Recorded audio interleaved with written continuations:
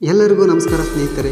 ಈ ದಿನದ ವಿಶೇಷತೆ ಏನೆಂದರೆ ಕೈಯಲ್ಲಿ ರುದ್ರಾಕ್ಷಿ ಹಿಡಿಯುವುದರಿಂದ ಅಥವಾ ರುದ್ರಾಕ್ಷಿ ಧರಿಸುವುದರಿಂದ ಆಗುವ ಉಪಯೋಗಗಳೇನು ಎನ್ನುವುದರ ಬಗ್ಗೆ ತಿಳಿದುಕೊಳ್ಳೋಣ ಬನ್ನಿ. ಮೊದಲನೆಯದಾಗಿ ಹೃದಯಕ್ಕೆ ಒಳ್ಳೆಯದು. ಯಾಕೆ ಎಂದರೆ ರುದ್ರಾಕ್ಷಿಯಲ್ಲಿ ಸಿ ಜೀವಸತ್ವವು ಹೇರಳವಾಗಿರುತ್ತದೆ. ಇದಕ್ಕೆ ಹೃದಯ ಕ್ರಿಯೆಯನ್ನು ಚುರುಕುಗೊಳಿಸುವ ಸಾಮರ್ಥ್ಯವಿರುತ್ತದೆ. ಎರಡನೆಯದಾಗಿ ಅಸ್ತಮ ನಿವಾರಣೆ ಮಾಡುತ್ತದೆ.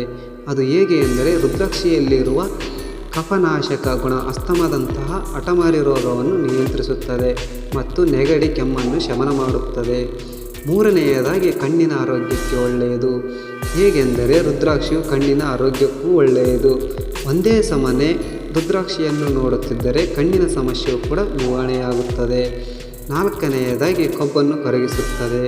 ಅದು ಹೇಗೆ ಎಂದರೆ ರುದ್ರಾಕ್ಷಿಯ ಮಾಲೆಯ ಧಾರಣೆ ದೇಹದಲ್ಲಿನ ಕೊಬ್ಬನ್ನು ಕರಗಿಸುವುದಕ್ಕೆ ಸಹಾಯ ಮಾಡುತ್ತದೆ. ಐದನೆಯದಾಗಿ ಮೆದುಳಿನ ಆರೋಗ್ಯಕ್ಕೆ ಒಳ್ಳೆಯದು.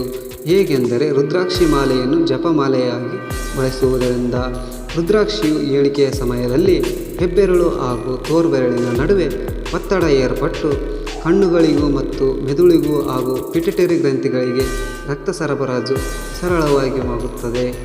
ಆರನೆಯದಾಗಿ ಏಕಾಗ್ರತೆ ಹೆಚ್ಚುತ್ತದೆ.